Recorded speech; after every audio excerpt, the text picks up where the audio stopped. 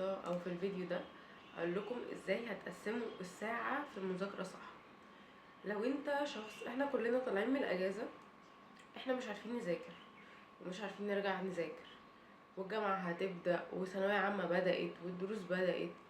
فانا في الفيديو ده هقولك ازاي هنرجع نمهد نفسنا تاني للمذاكره، وازاي من اول ساعه تبقى بتستغلها صح وبتبقى مذاكر بتركيز وتطلع منها باكبر استفاده. تمام، بس قبل ما نبدا الفيديو ما تنساش ان انت تصلي على النبي. رقم واحد، عشان تبدأ تذاكر الساعة صح ما ينفعش تبقى داخلها عشوائي. يعني ايه؟ يعني ما ينفعش كده انا هاجي دلوقتي اروح اقعد على المكتب واقول يا ترى اذاكر عربي ولا فيزياء، يا ترى اذاكر انجليزي ولا كيمياء. لا، تبقى انت عارف انت هتذاكر ايه. فهنجيب، ثواني اوريكم دلوقتي النوتة دي معايا اهي، انا بكتب فيها كل حاجة. مش معنى ان انا مش بعمل كل التاسكات يبقى ايه اهو، ودي تاسكات النهارده. فلازم تبقى مخطط صح. يعني ايه مخطط صح؟ لازما اول حاجه في بدايه السنه كده ثانويه عامه، عشان انا بحس ان اغلب اللي بيتفرجوا عليا ثانويه عامه، عايزه اقولك ما تحطش اكتر من مادتين في اليوم في بدايه السنه. تمام، وحاول انك تثبت كل يوم قطعه انجليزي. بس ده مش موضوعنا، ولو عايزين فيديو تاني عن مذاكره كل ماده تقدروا تقولوا لي تحت في الكومنتات. هنتكلم دلوقتي ازاي هنبدا نمهد نفسنا صح، وان احنا ندخل نذاكر الساعه دي بتركيز. اول حاجه التحضير، بان انت تبقى كاتب التو ليست بتاعتك، مجهز كشكولك وقلمك وكتابك والتابلت بتاعك، لا اكتر ولا اقل. يعني ايه؟ يعني ما تفضلش تقوم وتروح وتقعد وتيجي. وعشان تبدا تذاكر الساعه دي بتركيز تبعد خالص عن الموبايل. هتقولي شرح على الموبايل او شرح على التاب، هقولك اعمله وضع عدم الازعاج، او حمل من غير ما تحمل في الاعدادات بتاعه الموبايل. لو انت موبايلك عربي، اللي هي الرفاهيه الابويه او الرقابه الابويه، حاجه زي كده، بتقفل منها الابليكيشن، تقفلهم وتقعد تذاكر بكل تركيز. تمام، ده بالنسبه ازاي ان احنا هنذاكر اول ساعه بتركيز. وتاني خطوه معانا وهي تقسيم الساعه. يعني ايه تقسيم الساعه؟ احنا كلنا طالعين من الاجازه مش عارفين نقعد على الكتاب اكتر من ربع ساعه. في اول كده بدايه مذاكرتك هنقسم الساعه ازاي، وهي هتكون 25 دقيقه و5 دقايق بريك. النظام ده ما بينفعش مع ناس كتير، فممكن 50 دقيقه و10 دقايق بريك برضه.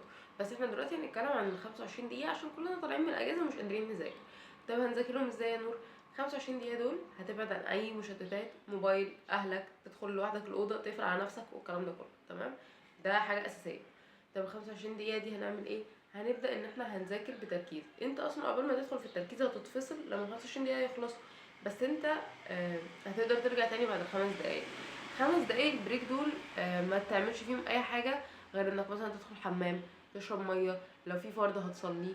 انما ما تقعدليش على الموبايل عشان 5 دقايق هيتكرروا يبقوا 10 20 30 لغايه ما توصل للساعه والساعتين والثلاثه.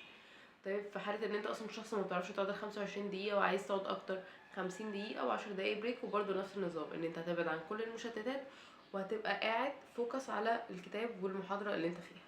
تمام. بلس بقى اهم حاجه واهم نقطه بالنسبه لي كنور، وهو ان انت لما تيجي تقعد تذاكر حاول تسابق الزمن. يعني ايه؟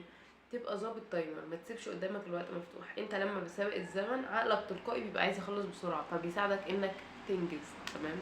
تالت نقطة معانا وهي ان انت ازاي اصلا هتبدأ تركز. رقم واحد، نومك يبقى كويس من 6 ل8 ساعات. رقم اتنين، سواء انت شخص بتذاكر بالنهار سواء انت شخص بتذاكر بالليل، عشان انا جالي مسج بتقولي فيها انا ما بعرفش اذاكر بالليل، هموت ما بعرفش اذاكر بالنهار، وهموت اعرف الناس اللي بتذاكر في النهار دي بتعملها ازاي. انا جربت ان انا اصحى بدري عشان شفت على النت انه غلط ومش عارفه ايه، ولازم انام بدري واصحى بدري. بص، انا بالنسبه لي كنور احلى وقت المذاكره وقت الفجر.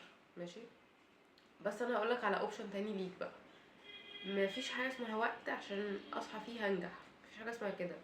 الوقت اللي لو هتصحى لي العصر، الوقت اللي انت هتصحى فيه، لو انت ابتديت صح، توكلت على الله وبدأت مذاكرتك، انت هتنجح كده كده، لانك ساعتها عملت اللي عليك. مفيش حاجه اسمها وقت النجاح واصحى بدري وانام متاخر والهبل ده كله. وقت ما تحب تذاكر الصبح او بالليل ذاكر، بس المهم انتاجيتك تكون كويسه وتبقى بتذاكر بتركيز وبعيد عن المشتتات. وانت كطالب ثانويه عامه او حتى طالب جامعي، حاول تقلل استخدامك للموبايل وحاول تطور نفسك في كورسات او في محاضرات. ومتهيألي كده مفيش بالنسبه لي اي بوينت تانية هقولها. بس كده، ما تنسوش تعملوا لايك وتشتركوا في القناه عشان يوصلكم كل جديد. وهتلاقوا تحت لينك الانستا، وهتلاقوا لينك قناه التليجرام بينزل عليها ملخصات ومعسكرات لثانويه عامه، ولينك الانستا عاملين فيه تحدي اسمه تحدي ال100 يوم التزام. وبس كده.